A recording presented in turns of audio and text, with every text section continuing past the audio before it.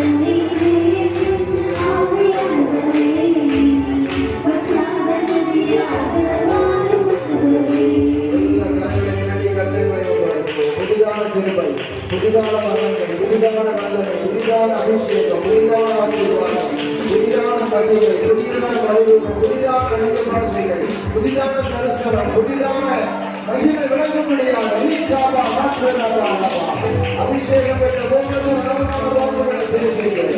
எல்லா கணக்கிலே தட்டி தன்னுடைய அன்புக்காக நன்றி செலுத்துகிறேன், வல்லமைக்காக நன்றி செலுத்துகிறேன். இருமைகள் பெருகும்படி சோதனையீர்கள்.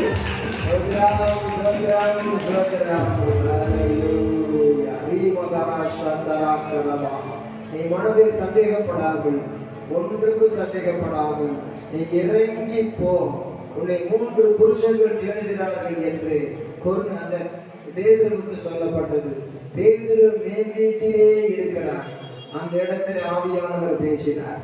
அந்த வார்த்தையை படிக்கும் பொழுது ஆவியானவர் பேதுருவோட சொன்னது, நீ இறங்கி போ. அவன் மேல் வீட்டில் இருக்கிறான்னு காண்கிற கண்ணு ஆவியானவருக்கு இருக்கு.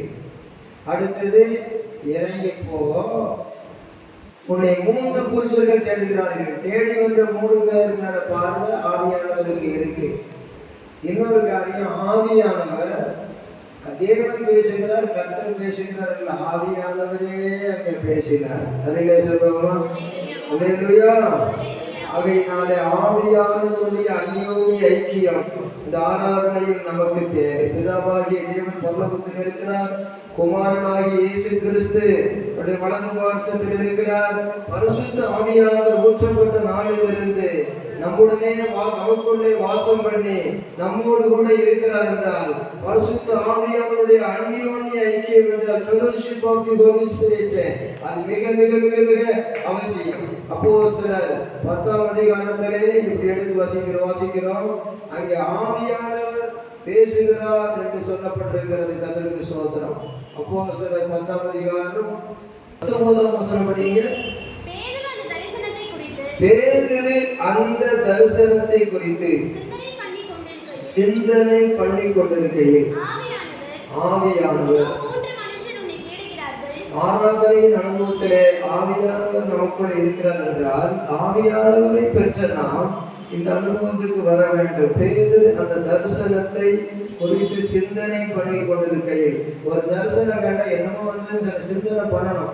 சிந்தனை பண்ணி கொண்டிருக்கையில் ஆவியானவர், இதோ 3 மனுஷர். யார் பேசுறது? ஆவியானவர் பேசுறார். ஆவியானவர் இருக்கிறார். அந்நிய பாஷையை பேசுறான், குணமாக்கு வரன்னு சொல்றான், பிசாசு தந்துன்னு சொல்றான், சொப்பனங்காண்றன்னு சொல்றான், அந்நிய பாஷைகளை பேசுறான், பரிசுத்தம் வாழ்றான். ஆனா ஆவியானவர் பேசுறாரு பாருங்க. இதோ 3 மனுஷர் உன்னை தேடுகிறார்கள். நீ எழுந்துன்னு சொன்னா அந்த பேதுரு உட்கார்ந்து இருக்கிறது ஆவியானவர் காண்கிறார், பேசுகிறார், காண்கிறார். அடுத்தது இறங்கி, அவர் மேல் வீட்டிலிருந்து கீழே இறங்கணுங்கிறத, கீழ் வீட்டில் இருக்காரா மேல் வீட்டில் இருக்காரா அதை அவர் அறிந்திருக்கிறார், தெரிஞ்சிருக்கிறார். இருதயத்தில் அவன் சந்தேகப்படுறானா இல்லையா, அது சந்தேகம் இருக்கு. அதனால அவுட்வேர்ட் லுக் மாத்திரம் இல்லை, inward look, externally internally holy spirit witness is very important in our life. நம்முடைய வாழ்க்கையிலே உள்ளும் புறமுமாக காண்கிற ஆவியானுடைய சந்திப்பு நமக்கு அவசியம். ஒன்றுக்கு சந்தேகப்படாமல் அவர்களுடனே கூட, அவர்களுடைய வந்து ஒருத்தனா பலரான்னு பார்த்தா அவர்களுடனே கூட போ, நானே அவர்களை அனுப்பினேன் என்று அவனுக்கு சொன்னார். இது பிதாவாகிய தேவனா, குமாரனாகிய தேவனா, அப்போஸ்தலனாகிய தேவனா? குமாரனாகிய தேவனா, பிதாவாகிய தேவனா, குமாரனாகிய தேவனா, ஆவியானவராகிய தேவனா? இது பேசுறது யாரு? ஜீவன் தண்ணீரே, ஆவியானவரே, வற்றாத நதியாக மாறும் போதுகிறே வாழ்றான். அப்போ அவன் ஆலோசனையை கொடுக்கிறார். நீ இறங்கி போன்னு சொல்லி அவன் பசி நேரம், அவன் பசி நேரத்தில் அப்படி படுத்துற அப்படி பெறனை கொடுக்கிறார். ஆலோசனையையும் பெறனையும் அருளுகிற ஆவியானவர். கர்த்தருக்கு ஸ்தோத்திரம். அலையிலே சொல்லுவோமா? ஆமா.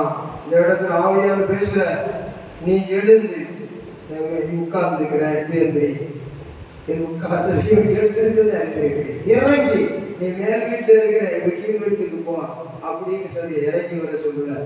அவன் மேல் வீட்டில் இருக்கிறத பாக்குறாரு. மேல போனா அவனுக்கு தெரியாது, சொல்ல முடியாது, எங்க இருந்தாலும் பாக்குறாரு. அதிலே சொல்லுவோமா?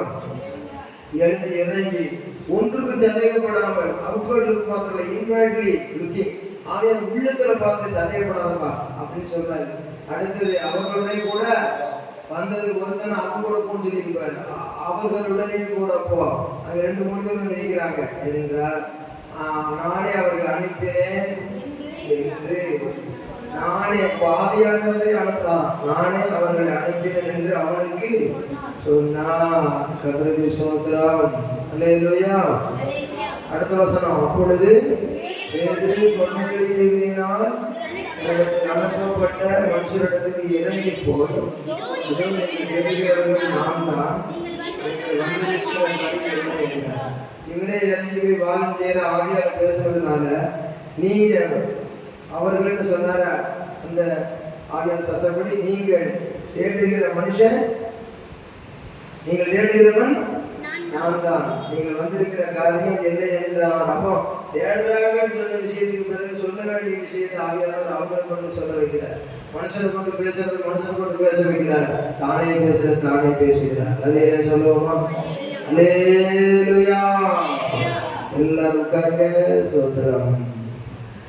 நேசரே உன் திரு பாதம் அமர்ந்தே நிம்மதி நிம்மதியே, அவனுடனே பாடி துதித்து ஆனந்தமே, அவனுடனே பாடி துதித்து ஆனந்தமே.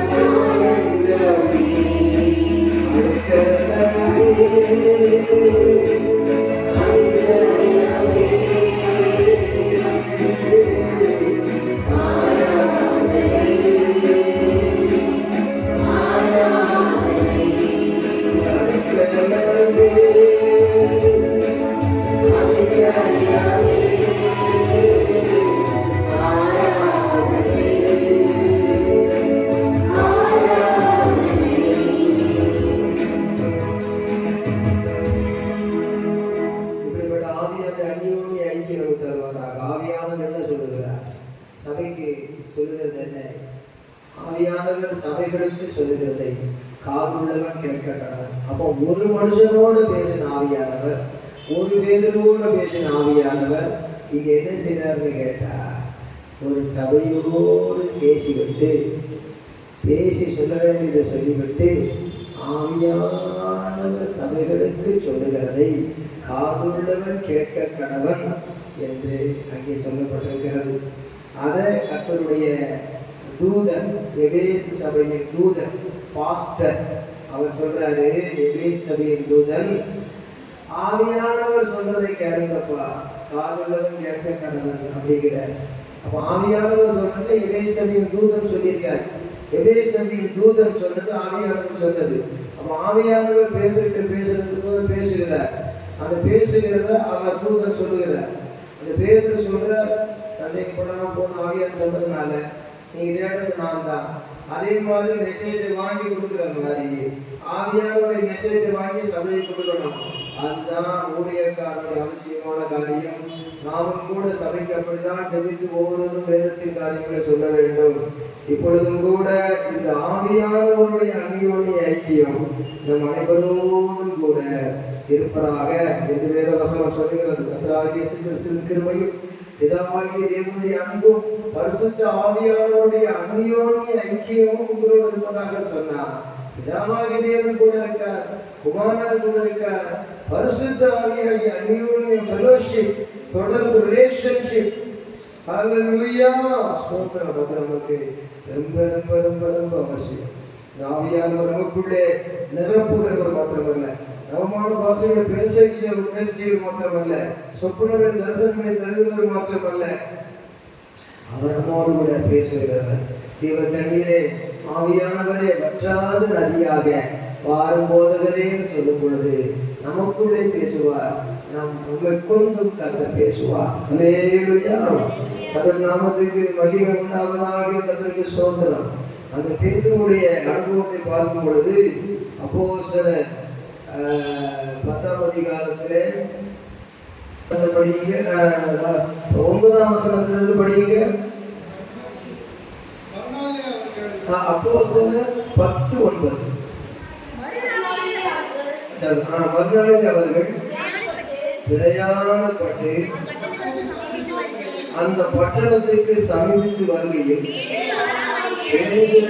6 மணி நேரத்துல, சரியா 2 o'clock, 12 மணிக்கு பகல்ல ஜெபம் பண்ணும்படி. அப்ப ஜெபம் பண்ணுகிறவன்கிட்ட ஆவியானவர் பேசுகிறார். அதிலே சொல்லுவோமா, ஜெபம் பண்ணும்படி மேல் வீட்டில் ஏறினான். 10ஆம் வசனம்.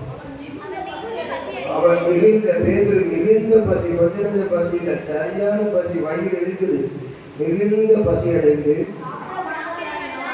சாப்பிடுகிற மைண்ட்ல இருந்த போது அதற்கு அவர்கள் ஆயத்தம் பண்ணுகையில் சொல்றாங்க, இப்பதான் சாப்பாடு ரெடி ஆயிருக்கு, இன்னும் கொஞ்சம் இப்பதான் நம்ம இந்த மட்டன்லாம் கொஞ்சம் ரெடி பண்ணி வேக வச்சிருக்கிறோம், இன்னும் கொஞ்சம் ரெடி பண்ணி முடிக்கிறதுக்கு இன்னும் ஒரு மணி நேரம் ஆகும், அல்லது 3/4 மணி நேரம் ஆகும் சொல்றாங்க. அவன் மிகுந்த பசி அடைந்து சாப்பிட மனதாக இருந்தான். அதற்கு அவர்கள் ஆயத்தம் பண்ணுகையில் அந்த நேரடியில சாப்பாடு ரெடி பண்றவங்க இருக்காங்க. ரெடி பண்றவங்க ஊழியக்காரன்னு சொல்றாங்க, டைம் ஆகும், கொஞ்சம் பொறுத்துவாங்க ஐயா, கொஞ்சம் லேட் ஆகும், கொஞ்சம் டைம் ஆகும் அப்படின்னு சொல்றாங்க. அந்த நேரத்துல எல்லாம் முடியாது, பசி தாங்க முடியலன்னு சொல்லி ஒரு 5 ஸ்டார் ஹோட்டலில் போய் சாப்பிடாம அங்கே எங்கேயாவது ஹோட்டலில் தேடி போயிட்டு இருக்காங்க. என்ன செய்தாங்கன்னா, அந்த பசி நேரத்தில் கூட ரொம்ப ஒரு ஆங்கிரி வராம அந்த ப்ரிப்பரேஷன் டைமில் அவர் ப்ரேயர் பண்ண போகிறார். Instead of hungry, no angry. அந்த பசி இருக்கும் பொழுது ஆங்கிரி வரல, அவசரத்துக்கு ஒரு ஜாங்கிரி சாப்பிடல. ஆனால் அங்கே ப்ரிப்பேர் பண்ணுகிற நேரத்தில் அவர் ப்ரேயர் பண்ண போனார். அதான் ஆயத்தம் பண்ணுகையில் ஞான திருஷ்டி ஜெபம் பண்ற நேரத்தினால மேல்வெளி ஏறினா. ஏன் மேல்வெளி ஏறினா?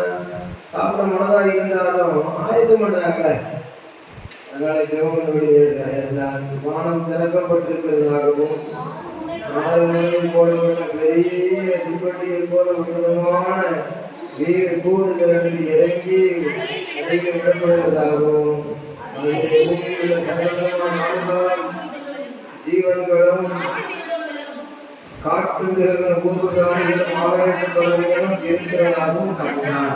அல்லாமல் பேருக்கு எழுந்திருந்து அடித்து புசி என்று அவனுக்கு சொல்லும் சத்தம்.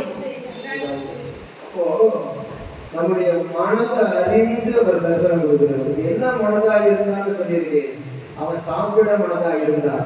சாப்பிட மனதா இருக்கும் பொழுது அந்த மைண்டை ஆண்டவர் புரிஞ்சுக்கிட்டு அந்த சாப்பிடணுங்கிற எண்ணம் இருக்கும் பொழுது அந்த மனதை புரிஞ்சுக்கிட்டு அந்த சாப்பிடுற மனசா இருந்ததுனால சாப்பாட்டு சம்பந்தமான சொப்பனத்தை தரிசனத்தை கொடுக்குறார். நிறைய சொல்லுவாங்க, மனமறிந்து இயங்குகிற ஆவியானவர், மனமறிந்து நம்மோடு இடைபெடுகிற ஆவியானவர், ரொம்ப கவலைப்பட்டு இருக்கும்போது கவலையை அறிகிறவர், நான் ரொம்ப பசியா இருக்கிறதை அறிகிறவர், ஆயத்தம் பண்ணுகிற டைம் அறிகிறவர், அவர் நம்மோடு கூட மனசுக்கு ஏத்த மாதிரி நமக்குள்ள புகுந்து பேசுகிறவர். ஆகவே நம்முடைய மனதை அறிந்து அவர் நம்மோடு பேசுகிறார். அந்த சாப்பிடுறதுக்கு மனசா இருக்கும் பொழுது சாப்பாடு சம்பந்தமான எல்லா காரியங்களையும் காட்டுற எல்லாம் இறங்கு ஒரு கூடையில வலையில கிடைச்ச மாதிரி பேருக்கு வலையில கிடைச்ச மாதிரி. அப்போ நம் மனதறிந்து செயல்படும் ஆவியானவர். அலையில சொல்லுவோம், அல்லேலூயா அல்லேலூயா அல்லேலூயா. சீனாய் மலையிலே இறங்கி வந்தவரே, சீனாய் மலையிலே இறங்கி வந்தவரே, ஆத்துமதமாகும்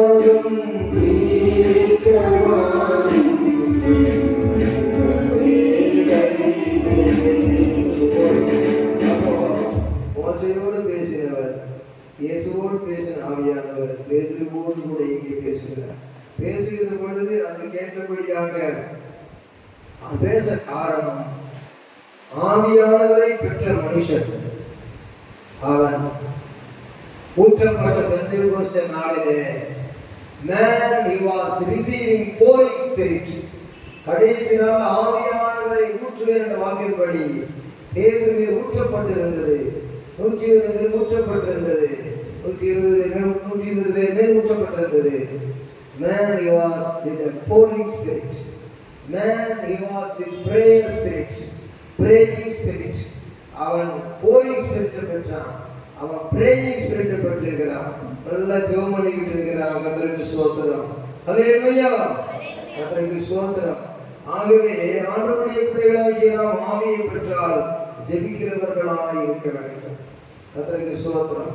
He was a man of prevision. He is a man of prevision. Provision என்ன? பிராவிஷன் ஆகின்றது prevision. அதாவது தரிசனத்தை முன்னமே அறிந்து கொண்டு பின்னே நடக்கிறதை முன்னமே அறிந்து கொண்ட ஒரு மனிதன். Is a man of pouring spirit. Is a man of prayer. Is a man of prevision. அதாவது பின்னடக்கும் காரியத்தை முன்னே அறியக்கூடிய தரிசனம் பெற்றவர். அப்படிப்பட்ட மனிதனை தான் ஆண்டவர் ஒரு சீஷர் கூட்டத்துக்கு தலைவனாக வைத்தார். ஒரு பிரதான அப்போஸ்தலனாக அவர் இருந்தாலும் ஒரு நல்ல அப்போஸ்தலனாக அவர் வைத்தார். கர்த்தருக்கு ஸ்தோத்திரம். இந்த பேதுருக்கு ஆவியானவருடைய அந்யோன்ய ஐக்கியம் இருந்தது.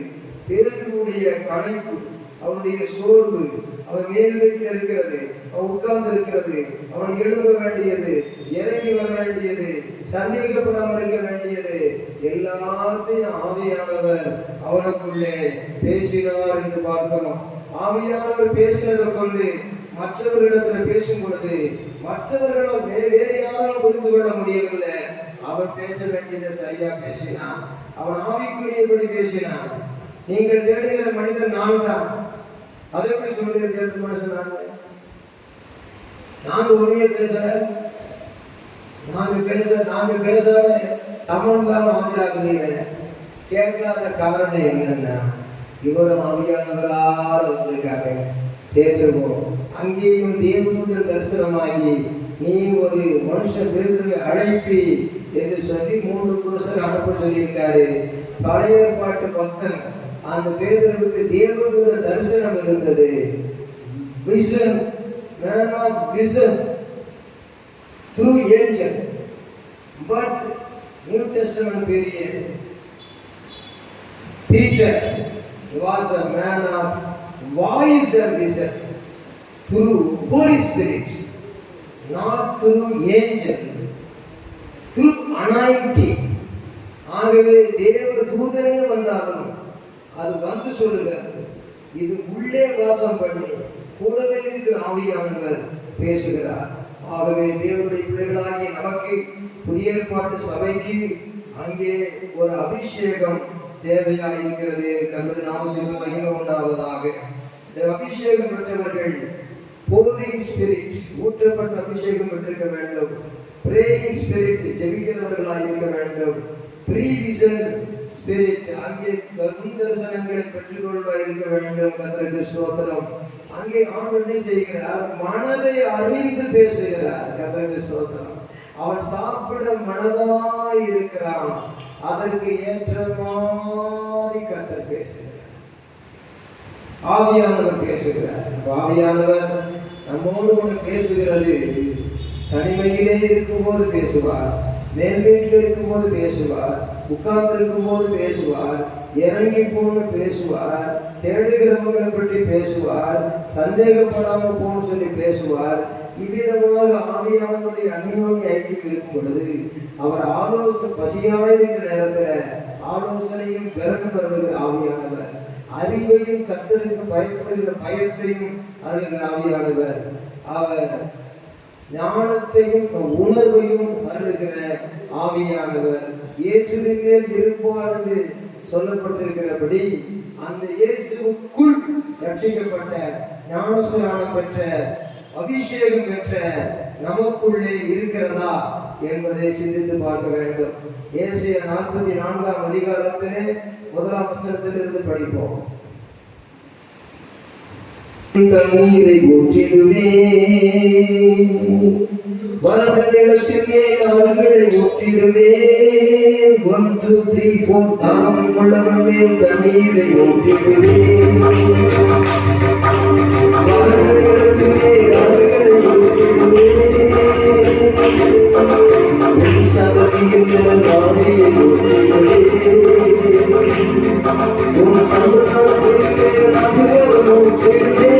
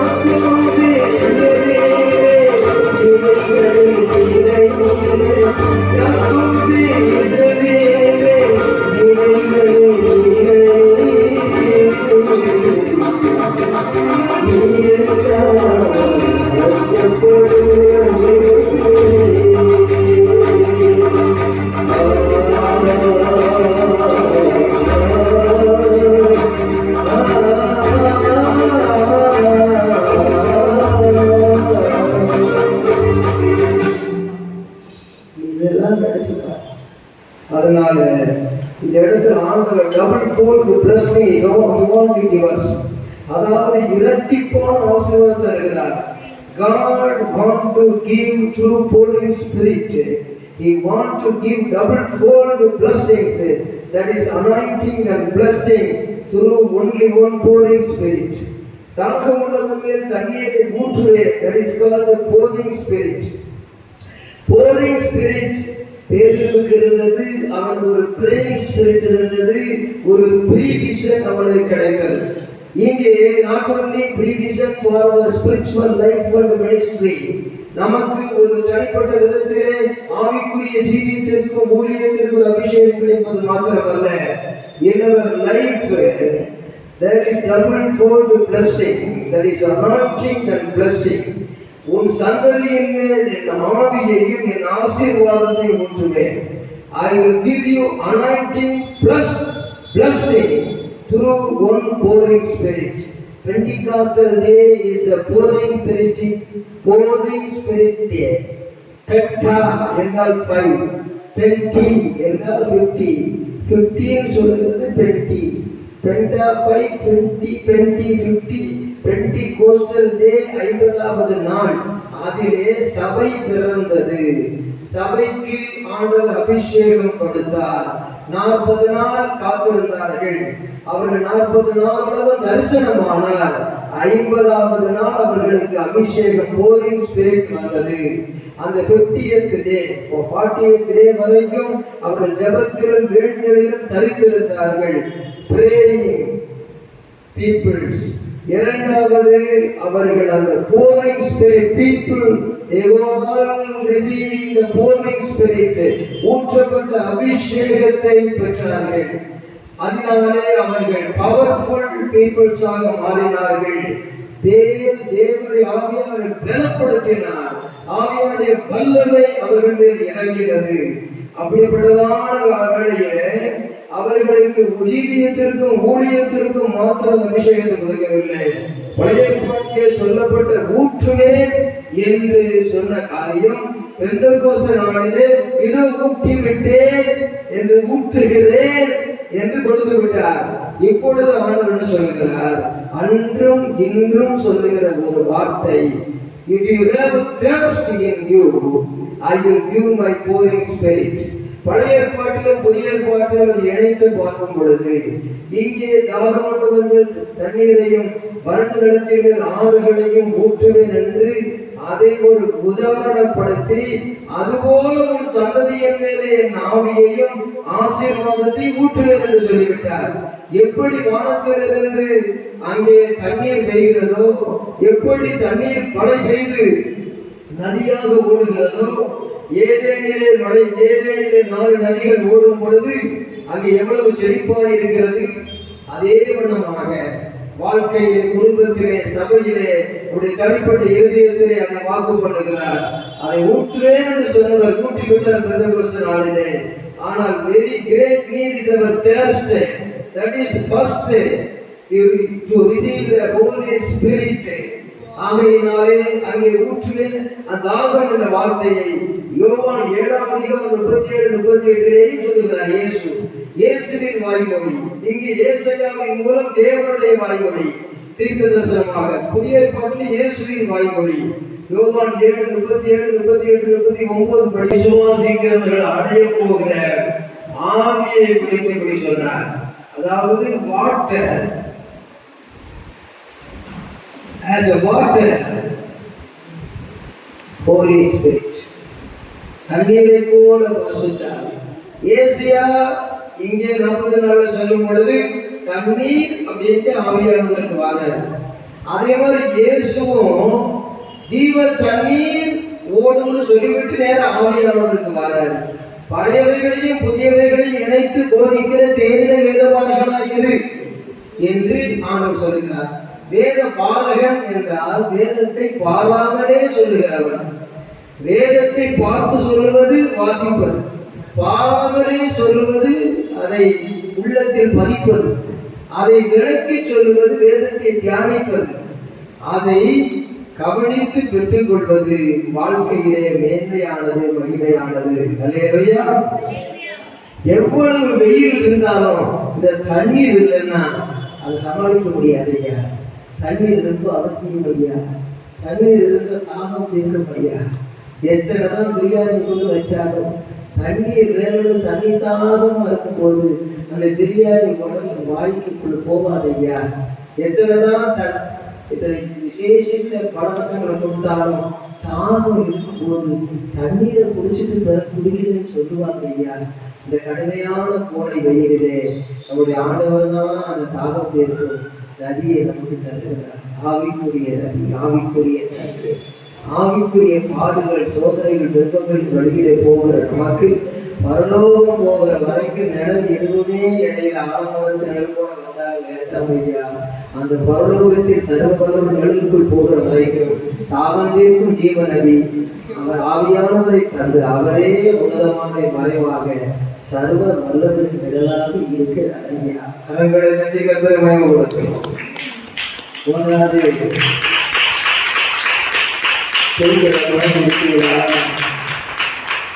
கருணையின் சாகரமே சோக கொடுமையில் ஏறிடும் கருணையின் சாகரமே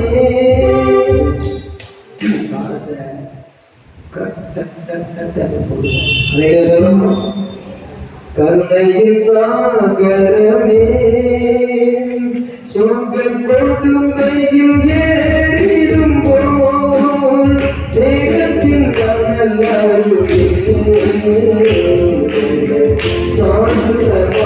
நடக்கும் தேகத்தின்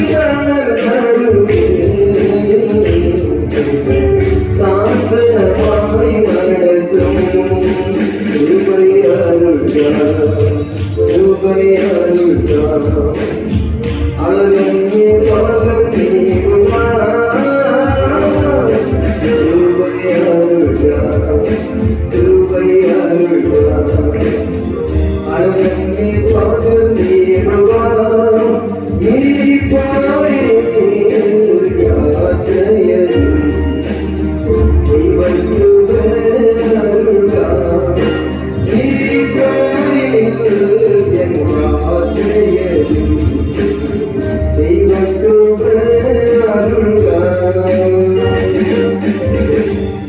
கருணையின் சாகரம்னா கருணை கடலே அர்த்தம். சாகரம்னா கடல், மலையாள பாட்டு.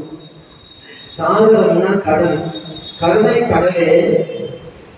சோக கொடுமையில் ஏறிடும் போதுனா எலியாவின் பவுல் ரெண்டில் அப்படியே வெயில் அடிக்கும் போது ரொம்ப வெயில் தாங்க முடியல அப்படின்னு சோர்ந்து போன மாதிரி சோர்ந்து போக பண்ணுகிற நேரம் சோக கொடும் வெயில். கருணையின் சாகரமே சோக கொடுமையில் ஏறுகையில்னா 9 மணி 10 மணி 11 மணி 12 ஏறிக்கிட்டே போகையில் மேகத்தின் தளர்களில் என்னை சாந்தனமாய் நடத்தும் என்றார்.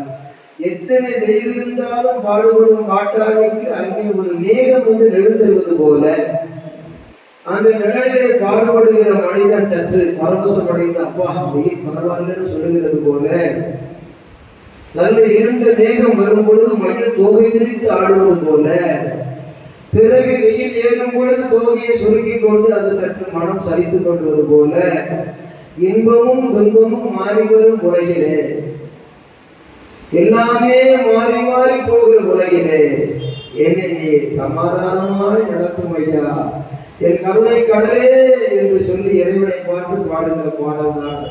அல்லேலூயா சொல்லுவோம். கருணையின் சாகரமே சோக கொடுமையில் ஏறிடும் போது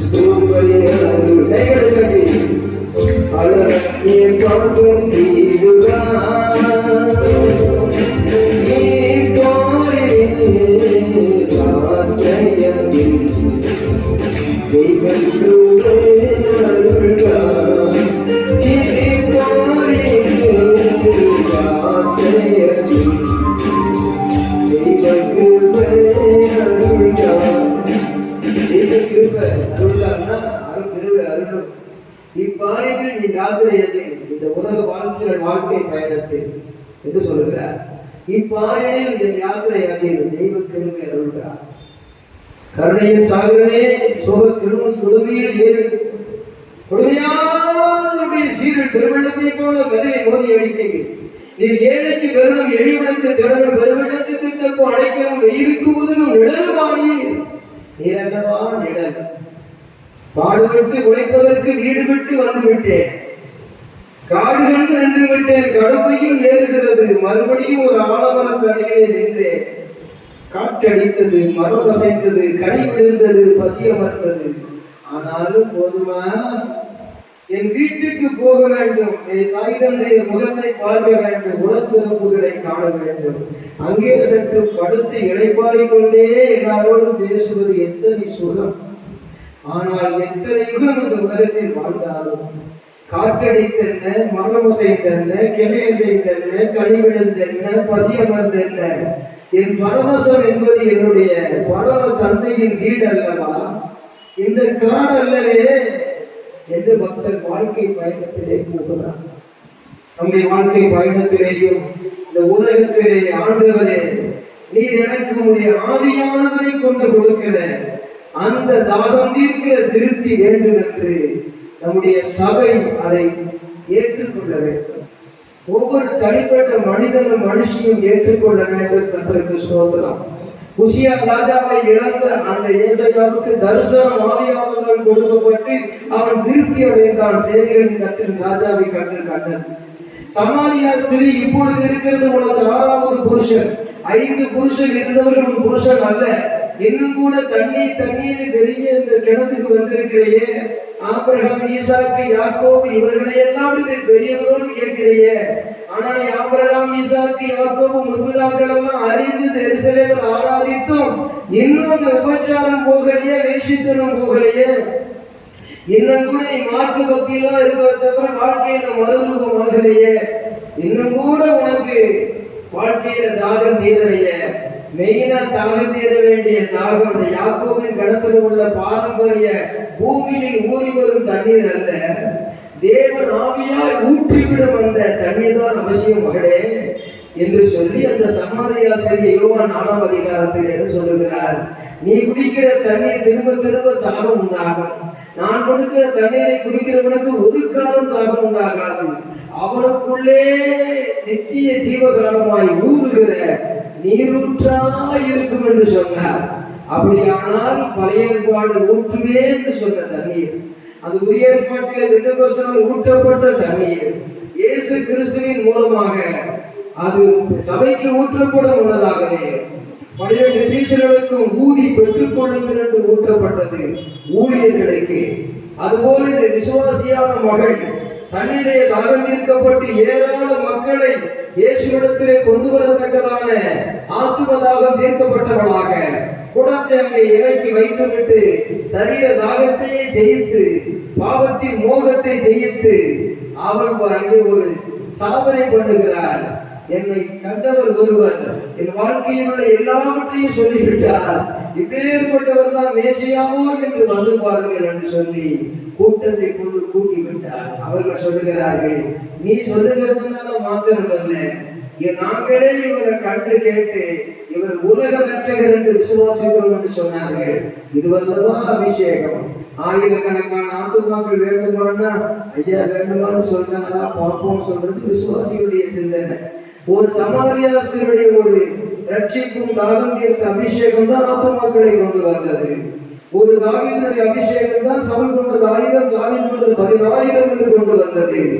ஆண்டவருடைய அபிஷேகம் பெற்றவர்கள் தான் அப்படிப்பட்ட அனுபவத்தை கண்டார்கள்.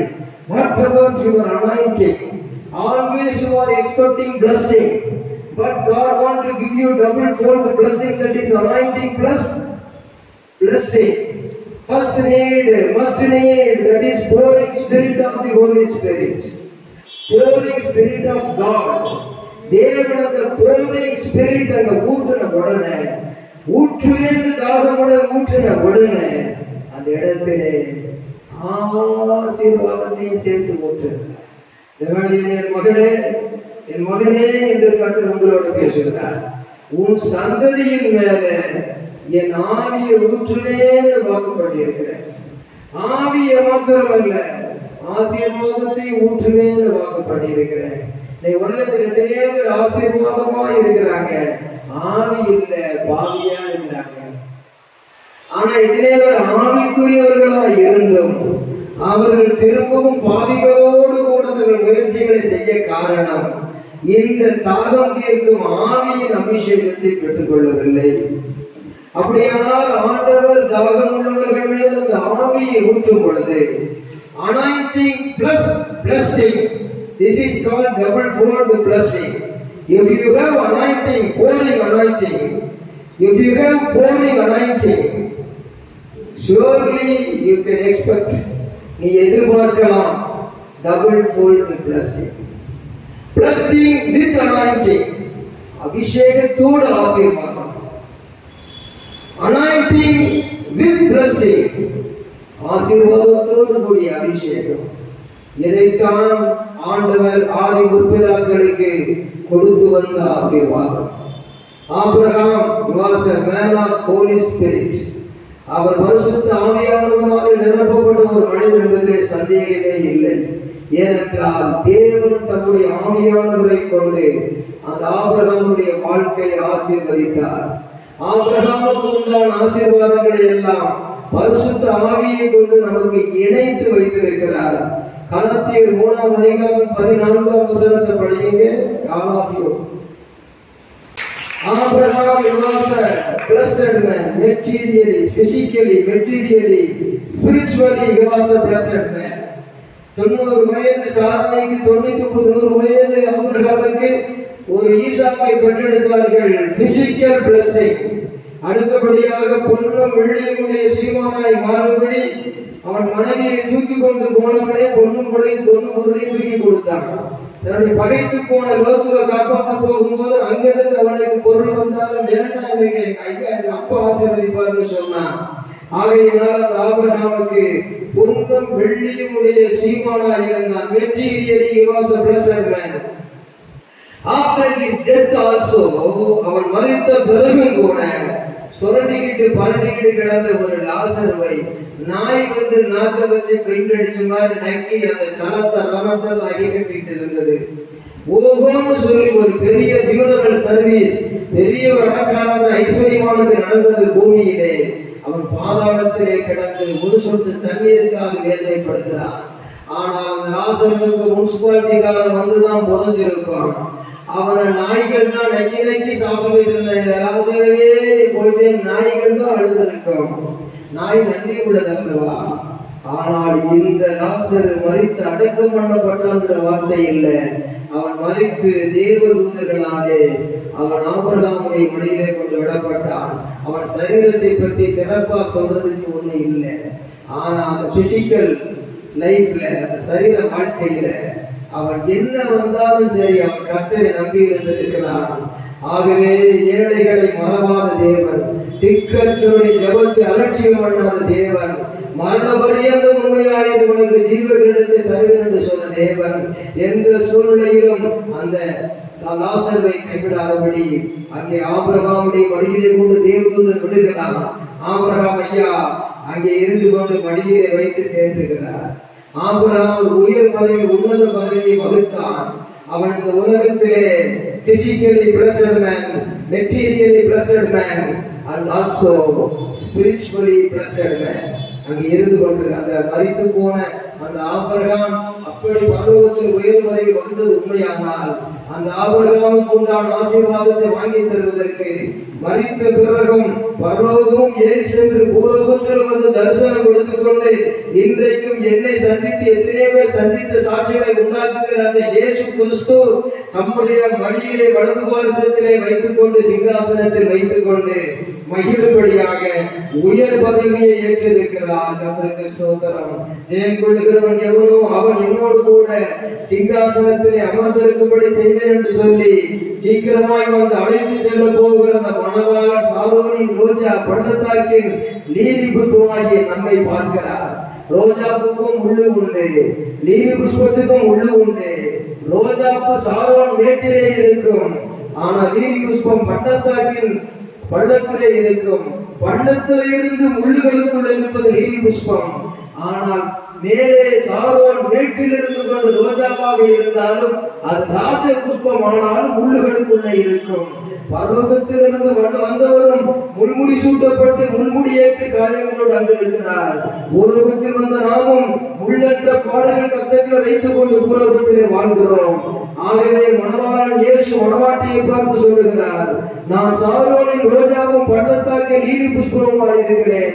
முள்ளுகளுக்குள்ளே லீலி புஷ்பம் எப்படி இருக்கிறதோ அப்படி எனக்கு பிரியமானவர்களும் இருக்கிறார் என்று சொல்லி இருக்கும் போது என்ன வந்தாலும் நம்மை கர்த்தரை சார்ந்து கொண்டு பாவத்துக்கு இடம் கொடாதபடி, கண்ணின் இச்சைக்கு இடம் கொடாதபடி, மாம்சத்தின் இச்சைக்கு இடம் கொடுக்காதபடி, உலகத்தின் பலவித காரியங்களை மனதை பறிகொடுத்து விடாதபடி உண்மைத்துவமாய் கர்த்தருக்கு வாழ்ந்து குடும்ப வாழ்க்கையில் கணவன் மனைவி பிள்ளைகளுக்கு உண்மைத்துவமாய் வாழ்ந்து எப்படி இருந்தாலும் சரி, என் வாழ்க்கையிலே இன்பம் பிறந்தாலும் துன்பம் இன்பம் இருந்தாலும் துன்பம் வந்தாலும் எந்த சூழ்நிலையிலும் நிரந்தரமில்லாத உலகத்தில் இருந்து நிலையான வாழ்க்கைக்காக அவரை என் தரிசனமாய் வைத்துக் கொண்டு நான் போவதற்கு எனக்கு அந்த பரிசுத்த ஆவியாகிய தண்ணீர் தேவை. முள் என்பது கீழே, மேலே ரோஜா, அங்கே லீலி புஷ்பம் என்பது மேலே, அதனுடைய முள் அங்கே சுற்றிலும் கீழே.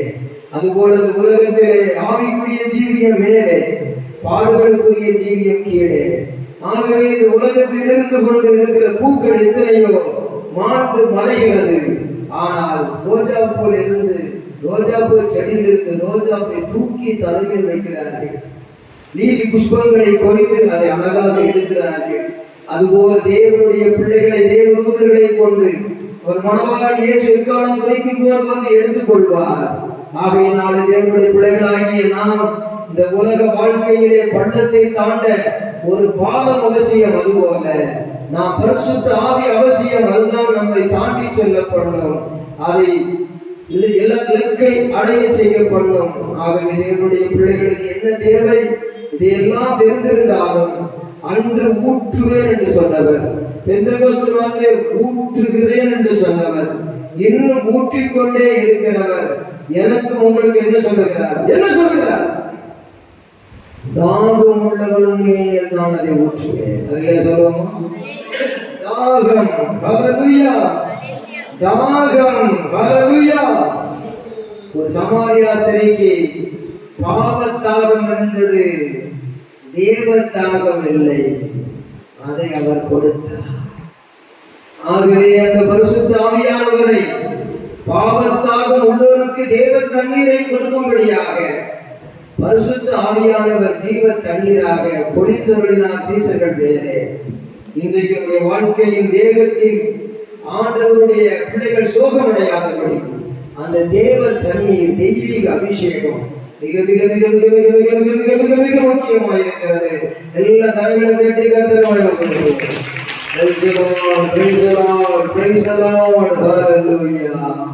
எங்களுக்குள்ளே வாசம் செய்யும் ஆவியானவரே, எந்த நாளிலும் சித்தம் போல் நடத்தி செல்லுமையா.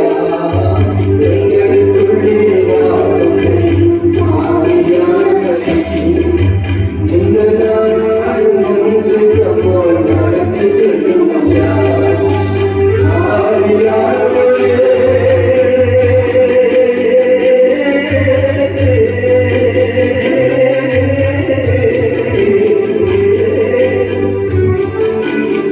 ஆவியானவரே, ஆவியானவரே, பரிசுத்த ஆவியானவரே, ஆவியானவரே, ஆவியானவரே, பரிசுத்த ஆவியானவரே,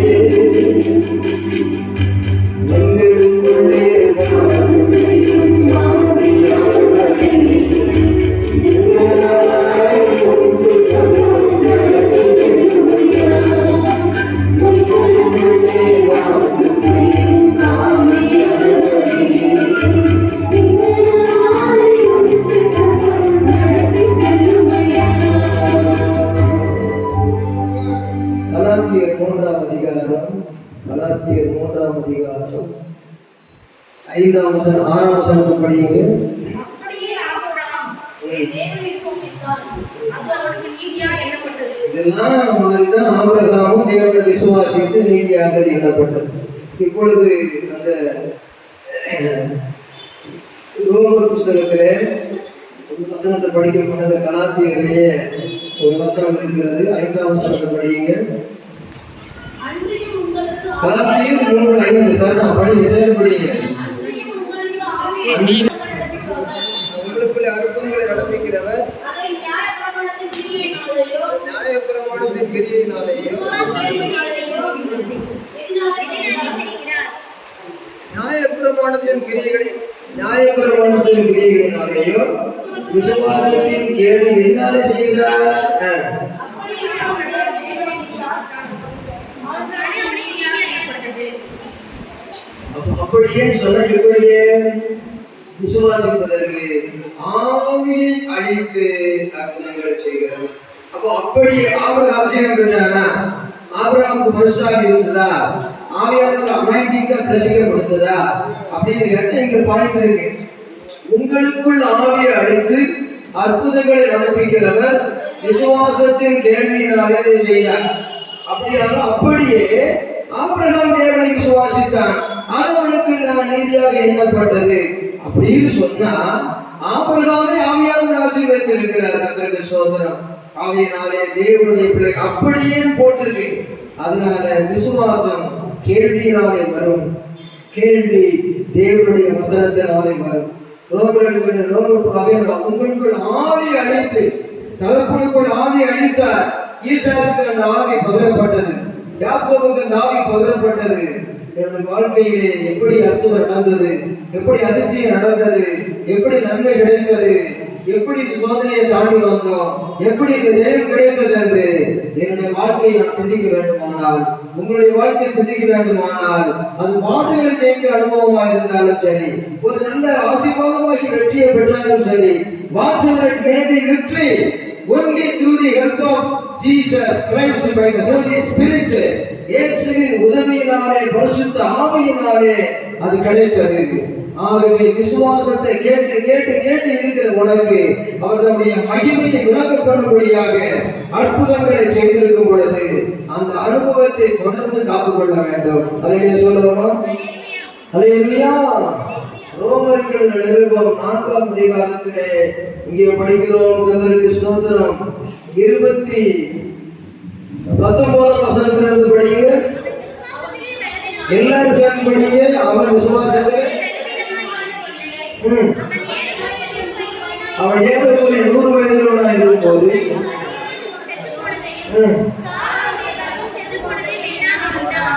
அங்க சாராவுடைய கர்ப்பம் செத்து போச்சு. இங்க இவருடைய சரீரம் செத்து போச்சு. தேவனுடைய வாக்குத்தத்தத்தை குறித்து அவன் அவிசுவாசமாய் சந்தேகப்படாமல் தேவன் வாக்குத்தத்தம் நிறைவேற்ற வல்லவராக இருக்கிறார் என்று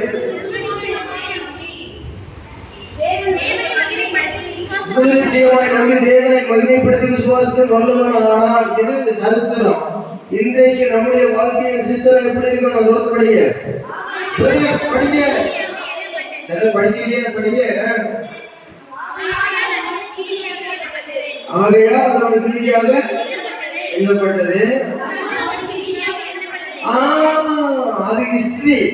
இன்றைக்கு நம்ம வாழ்க்கையில் இருக்க வேண்டிய மிஸ்ட்ரி இதுதான். நம்ம படிக்கிற ரகசியம் படிங்க. ஆகையால் அது அவனுக்கு நீதியாக எண்ணப்பட்டது, அது அவனுக்கு நீதியாக எண்ணப்பட்டது என்பது அவனுக்காக மாத்திரம் அல்ல.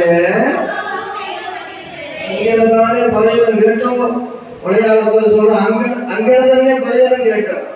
அங்கேதானே நீ சொல்ற விஷயத்தை அர்த்தம் பாருங்க. அங்க சொல்லி இருக்கு அவனுக்காக எண்ணப்பட்டது என்பதல்ல, அவனுக்காக மாத்திரம் நமக்காகவும் எழுதப்பட்டிருக்கிறது. கரங்களை தட்டி கருத்தரமாகப்படுது. என்ன எழுதப்பட்டிருக்கு? ஆபிரகாமுக்காக. 24-25 படிக்கிறது.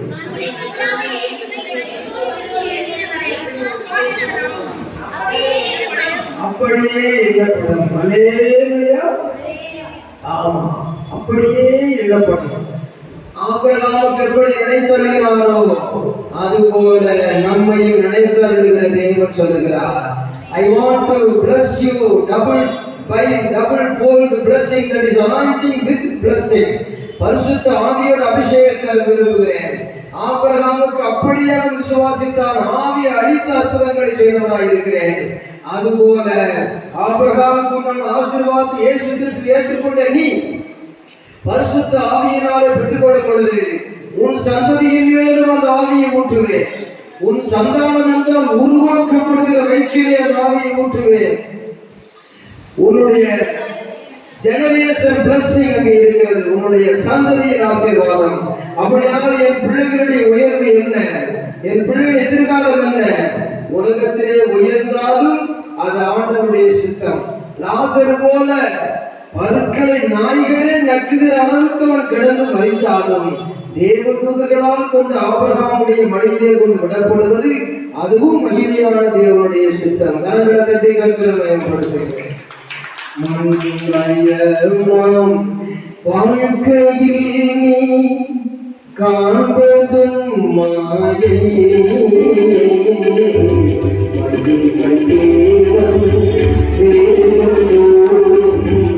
சத்தியம்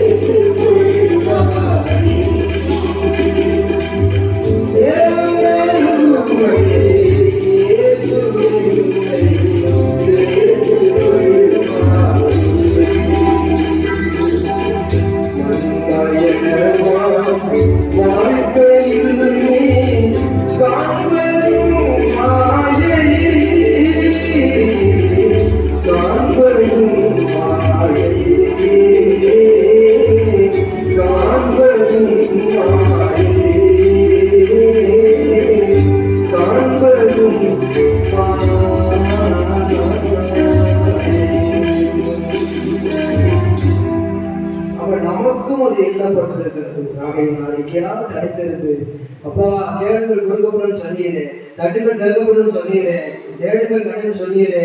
இந்த ஆவியை தாரும், அந்த அபிஷேகத்தை தாரும், அந்த ஆவியை தாரும், அந்த அபிஷேகத்தை தாரும்.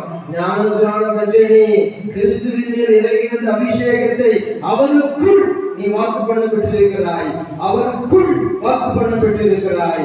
ஆகையினாலே இப்படியாகிலும் அதை கற்றுக்கொள். நீ அந்நிய பாஷைகளை பேச அனுபவத்திலே வா. அடுத்தது ஆவிக்குரிய தரிசனங்களை பெறு, ஊழியத்திலே பயன்படு. மாத்திரமல்ல, not only ministry line, main point of your lifeline also. Materially, physically, spiritually, God want you to be a blessed man. நீ ஆசீர்வதிக்கப்பட்டவனாய் இருக்க வேண்டும். ஆகவே பரலோகத்தில் செய்யப்படுகிறது போல பூலோகத்திலும் செய்யப்படுவதாக என்று சொல்லும் பொழுது அவர் ஆலோசனையும் பலனையும் வருகிற ஆவியானவர், அறிவையும் கர்த்தருக்கு பயப்படுகிற பயத்தை அடைகிற ஆவியானவர், அவர் ஞானத்தையும் உணர்வையும் அளிக்கிற ஆவியானவர். இந்த ஆவியானவர் இயேசுவின் மேல் இருப்பார் என்று ஏசாயா 11:11 சொல்லி இருக்கிறது போல அந்த அபிஷேகம் கிறிஸ்துவுக்குள் நமக்கும் அது ஊற்றப்பட்டிருக்கிறது. அது ஊற்றப்பட்டு கொண்டு இருந்தது, இப்பொழுது ஊற்றப்பட்டு கொண்டே இருக்கிறது. ஒவ்வொரு கணவனும் ஒவ்வொரு மனைவியும் ஒவ்வொரு பிள்ளைகளும் அந்த அபிஷேகத்தை பெற்று அந்த ஆவியை அழித்து அற்புதங்களை செய்வதன் மூலமாக நானும் எனக்கு கொடுத்த என் பிள்ளைகளும் சீயோன் பர்வதத்தில் இருக்கிற சேனைகளின் கர்த்தராலே அற்புதங்களாகவும் அடையாளங்களாகவும் இருக்கிறோம். எப்படி இருக்கிறீர்கள்? சுகமா இருக்கிறோம். எப்படி இருக்கிறீர்கள்? நல்லா இருக்கிறோம். இல்ல, நானும் எனக்கு கொடுத்த என் பிள்ளைகளும் அற்புதங்களும் அடையாளங்களாக இருக்கிறேன். எப்படி இருந்தாலும் சரியா, அவனை ஜெயிக்க முடியாதுயா. அவன் கூட கர்த்தர் இருக்கிறாருயா. யார் கைவிட்டாலும் கர்த்தர் அவனை கைவிட மாட்டாருயா. அந்த மகள் தேவனுடைய மகள் ஐயா. அந்த மகன் தேவனுடைய மகன் ஐயா. அந்த மகனுடைய முகத்தில் அந்த கம்பீரம் இருக்கிறது ஐயா. அந்த சபையில தேவனுடைய வல்லமை இருக்கிறது ஐயா. எந்த சூழ்நிலையிலையும் ஆண்டவர் அவர்களோடு இருக்கிறார். அவர்கள் ஆண்டவரோடு இருக்கிறார் சொல்லுகிற சாட்சியும், அந்த தனிப்பாட்டு அனுபவத்திலே அந்த காட்சியும், அந்த விளக்குகிற மாட்சியும், இந்த பரலோக ஆட்சியும் நம்முடைய வாழ்க்கையில் இருந்து விட்டார். வேற என்ன வேண்டும்? ஒன்றுமே வேண்டாம், இதுவே போதும். எல்லாம் எழுதுறது. ஹalleluya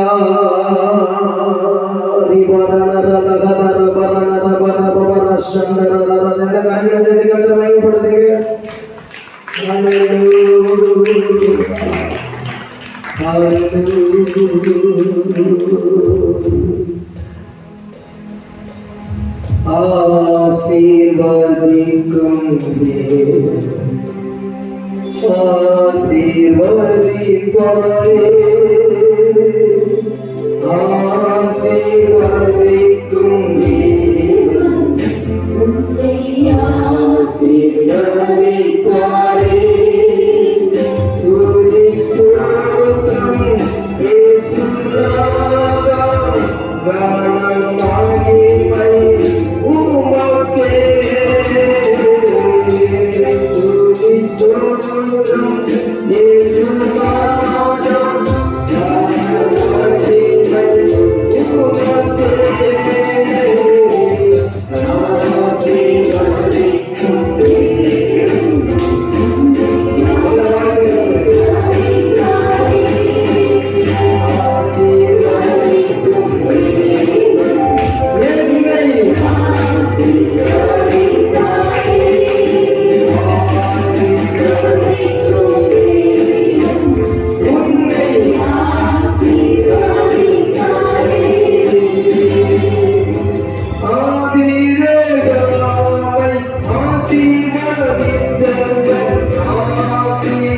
ஆசீர்வதிப்பாரே.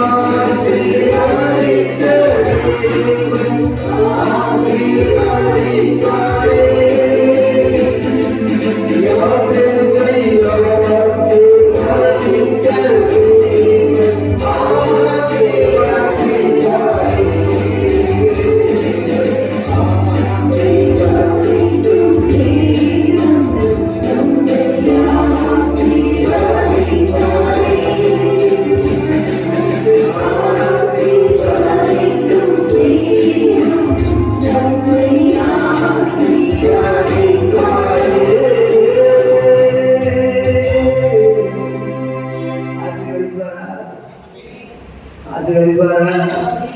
ஆசீர்வதித்திருக்கிறார். அல்லேலூயா சொல்லுவோம். ஆசீர்வதித்திருக்கிறார். அல்லேலூயா சொல்லுவோம். பரலோகத்தில் போய் சேர்றதுக்கு ஆசீர்வதிச்சிட்டேன், பூலோகத்தில் ஆசீர்வதிச்சிட்டேன், சந்தோஷமா போங்க. 40 நாள் அல்லேலூயா சொல்லுவோம். ஜூஸ் குடிச்சாச்சு, பேச போக வேண்டியது. போய் நீங்க என்ன செய்ய, நல்லா சாப்பிட்டு ரெஸ்ட் எடுங்க. வேலை வந்து கோடைக்காலம் போயிருக்கு, அடுத்த வாரம் கேரளா போகுது. எதுக்கு? டியூவை கட்டிட்டு பிறகு ஃபியூவா வரக்கூடியவங்களை கொஞ்சம் பேரை அப்படி ஊழியத்துக்கு கூட்ட டியூவை கட்டுறதுக்கு போயிருக்கு. பிறகு ஃபியூவா கொஞ்சம் பேர் போவோம். அதனால கர்த்தர் நம்மளை ஆசீர்வதிப்பார். அதனால கோடை வெயில்ல கொஞ்சம் அப்படி யோசனைன்றதுனால ஆடு பார்த்தாரு. கொஞ்சம் யோசிக்கிறீங்களா? சரி, வீட்டில் வச்சு உங்களை போஷிக்கிறேன், வண்டிக்கான வழியை யோசிக்கிறேன் அனுப்பிச்சிட்டேன். அடுத்தது என்ன கேட்டால், நமக்கு வர நேரம் வரும், நமக்கு சொந்தமான வாகனம், எந்த இடத்துக்கும் போகலாம். இன்றைக்கு நல்ல நேரத்தை பயன்படுத்துங்க. சொந்தக்காரங்க வீட்டில் போனால் ஜாக்கிரதையாக இருக்க, பிள்ளைகளை வச்சு வீட்டு பிள்ளைகளை அனுப்புகிற ஜாக்கிரதை, பிள்ளைகளை கவனமாக வளங்க. குடும்பம் தனிச்சப்போ குடும்ப ஜபம், இல்லை சமையல் கூட வந்து ஜெபிக்கணும், குடும்பம் ஜெபிச்சுட்டு போங்க. ஒரு சேஞ்ச் இருக்கும். கற்றோட உல்லாச பயணங்கள் போங்க. எல்லாரோட பழகும் போது உங்கள்கிட்ட இருக்கிற அக்கினி அங்கே பிடிக்கணும், தேவ அக்கினி. அந்த பாவ அக்கினி உங்களை பிடிச்சிடக்கூடாது. பரிசுத்தமா இருங்க, கர்த்தருக்கு பயன்படுங்க.